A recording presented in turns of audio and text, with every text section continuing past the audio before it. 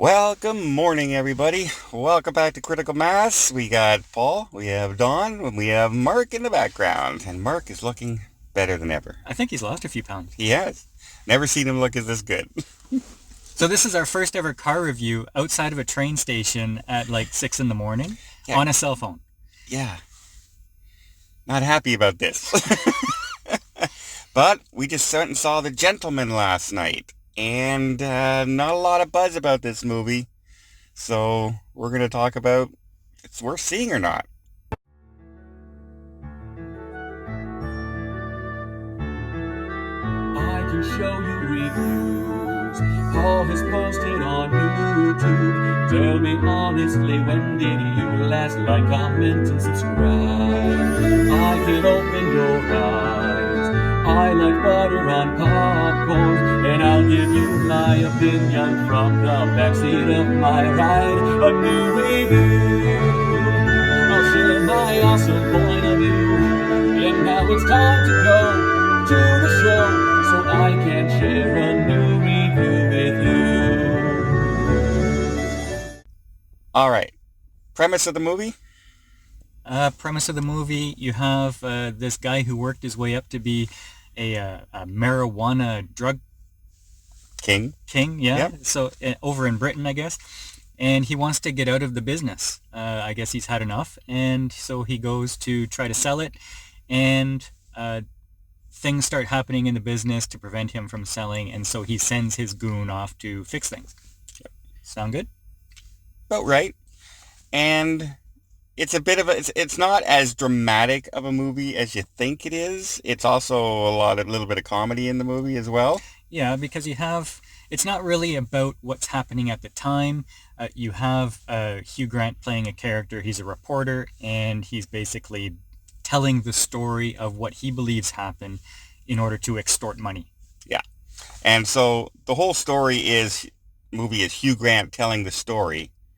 And we kind of jump from place to place where you see something happen, but then we start the story and then we see something else happen. And it kind of tries to throw you off for a loop a little bit because it's subverting what you're expecting to happen and things change. Now, the quality of this movie, there's not a lot of buzz about it right now, but there should be. We walked out of the theater and I said, this reminded me of Once Upon a Time in Hollywood by Quentin Tarantino. Only not as boring. Yeah, so in Once Upon a Time in Hollywood, you had great dialogue, great acting, and a great last scene. and a great 10 minutes at the end. But this one had great dialogue, great acting, and it had a story, which Once Upon a Time in Hollywood didn't even have a story. Once Upon a Time behind Hollywood was basically watching people drive around Hollywood for minutes and minutes and minutes at a time throughout the movie. And it kind of made it boring until everyone likes the movie because of the last 10 minutes. This one, something happens even though they're getting into some chunky dialogue, all of a sudden something happens. And even when they're doing the dialogue, they do it in a way like, let's play a game. Or here, sit down beside me. Let's act out this scene together. And it's really done cleverly. Yeah, you have Matthew McConaughey was awesome. Hugh Grant was awesome. Hugh Grant's known for the romantic comedy guy. He's always in those kind of movies. But man, he was good in this movie. He was fun to watch in this one. He was fantastic. And I don't know how to pronounce his last name, but Charlie Hunnam? Hunnam, I think. Hunnam? You're best known for King Arthur last movie he was in. Also done by Guy Ritchie. And this Guy Ritchie film is back to the original Guy Ritchie films. This is how he did Snatch and movies like that. King Arthur, not so much a Guy Ritchie film compared to what we're used to. It didn't do well. This one goes back to Snatch. Same kind of humor, same kind of dialogue, great acting, same kind of cinematography. This is what he should stick to. And Charlie's in a lot of his films. And I'm glad he was in this one because he was really good. Yeah. Like, best supporting actor good, maybe. We'll see how the rest of the year plays out, but he was really good. And we like to stay away from social commentary or politics on this channel because it could offend people. Mm. But there's a lot of But we're going to offend you right here. No?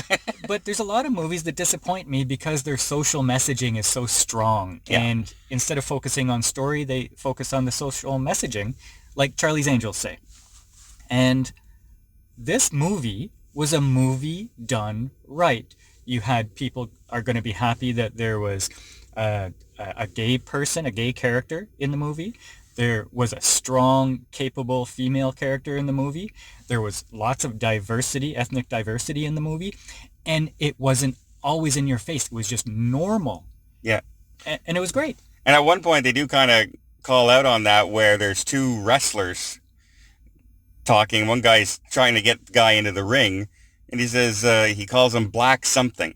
And the guy says, did he just call me Black something? He says, that's racist. He says, no, he said it with love. And he says, he wasn't being mean. If anything, it was a compliment. And the way they did it was perfect. Yeah. There's nothing to upset anybody about anybody in this movie. So if you like to put your social politics out there and complain about everything, this movie should actually please you because everything was normal. They weren't calling out anything specific. No, and people, and they didn't over the top anybody in this movie. You know how people always complain that the LGBT community is not represented properly, that's always flamboyant, it's always this.